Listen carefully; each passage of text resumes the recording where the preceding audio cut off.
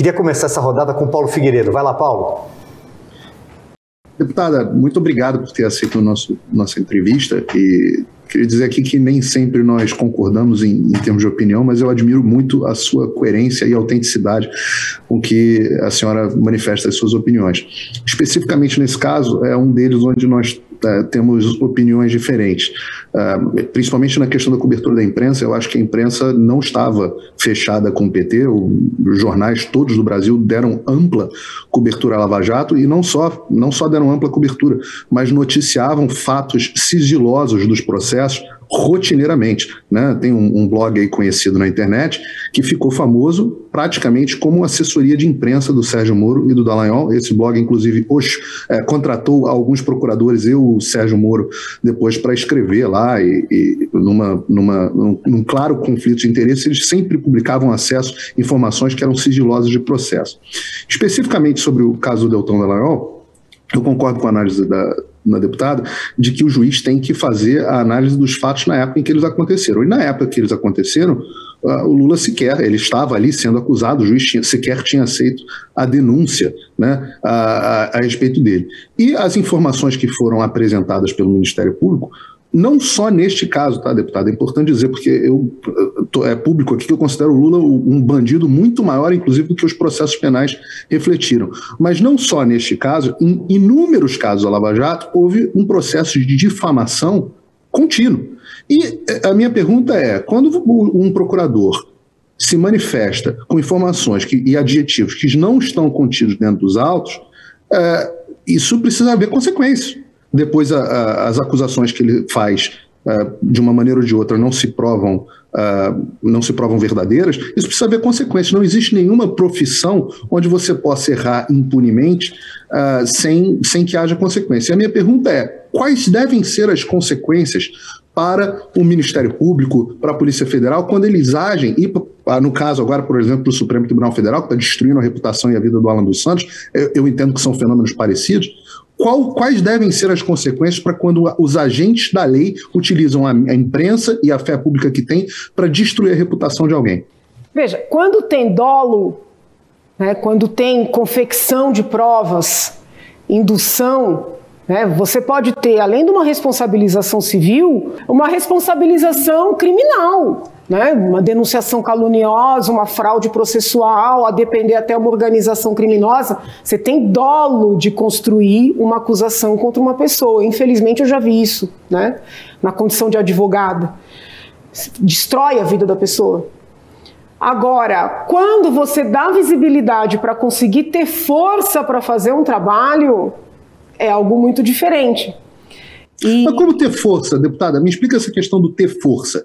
Ele já é um agente da lei. Ele já tem a autonomia completa para fazer força. Por exemplo, se essa força for... vou te dar um exemplo. Se for ter a opinião pública favorável a ele, para que ele possa agir e ter decisões favoráveis, aí o sistema está todo corrompido. Porque o judiciário não deveria ser motivado por opinião popular. Mas a vida real é diferente da vida ideal. Não, mas aí desistimos do Estado de Direito. Eu estou te falando da vida real. A vida real é outra. Né? Eu fui pressionadíssima durante o processo de impeachment para não falar de Petrolão.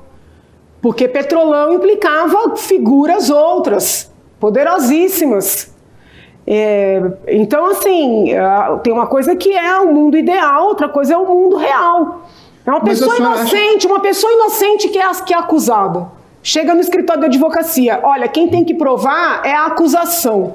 Quem tem que provar é a acusação. Isso é o mundo ideal. Na vida real, se você não provar que você é inocente, você vai ser preso. Então, assim, nós estávamos ali enfrentando, eu digo nós, porque muito embora fosse o trabalho paralelo, eu me sinto do mesmo lado, enfrentando algo muito forte, com conexões na América Latina inteira, com conexões na Angola, né? Eram empresários poderosos, políticos poderosos, alguns por ideologia, outros por dinheiro. Um projeto de poder. Um projeto de poder. Então, assim, com todo respeito, um procuradorzinho da República, não estou aqui diminuindo, sozinho, ele ia ser esmagado. Olha, mesmo esse cidadão E eu não concordo muito com o Deltan em várias coisas, tá? Quero deixar isso aqui bem claro. Nem em termos de estilo, nem em termos de pensamentos técnicos, né, do direito. Mas, assim, se ele ficasse isolado, ele não ia conseguir fazer nada. Da mesma maneira, o Moro não teria feito nada. Se não houvesse aquela pressão das ruas, o acompanhamento do processo, como também o processo do mensalão. Muita gente defende que os julgamentos do Supremo não sejam mais veiculados, né, publicamente. Eu digo não. Se mesmo veiculando a gente não consegue sucesso, que dirá se ficar aquilo ali reservado? O mensalão só teve sucesso, e teve, por mais que eu seja crítica à iniquidade das penas ao final, mas teve sucesso porque a população acompanhou. Aí é linchamento, não é julgamento. Não entendi. Aí é linchamento. Quando o juiz se curva à vontade das ruas, é linchamento, não é julgamento. Aí é Pôncio Pilatos virando para a multidão e perguntando: vocês querem que faça o quê? E a multidão grita: crucifica, não, mas crucifica. Aí você está falando do maior inocente crucificado. Não, mas é o papel do juiz decidir isso, né, deputada? Porque senão esse é o problema. A mesma lei que eu defendo para o Luiz Inácio Lula da Silva, que para mim é o maior bandido que já pisou na presidência da República do Brasil, acho que o esquema de corrupção que ele fez é muito mais próximo desse que a senhora descreveu, onde ele usurpou e corrompeu a República Brasileira e financiou ditaduras comunistas no mundo inteiro. Tá? Eu acho que esses crimes sequer foram tocados até hoje. Agora, a mesma lei que eu defendo para esse... Não tenho palavras para descrevê-lo, é a lei que eu defenderia para um filho meu, se ele tivesse uma filha minha, no caso, se ela estivesse sendo julgada. E não pode haver julgamento por clamor popular. Em nenhum sistema isso funciona. Eu tomo muito como modelo o sistema aqui americano, e isso jamais poderia acontecer. A responsabilização do Dallagnol foi muito baixa, porque R$75 mil para difamação de uma pessoa é muito pouco. Não, tudo bem, te respeito, mas não concordo. Vamos girar aqui, então vamos lá. Assim que é bom. Eu queria discutir, assim que é bom.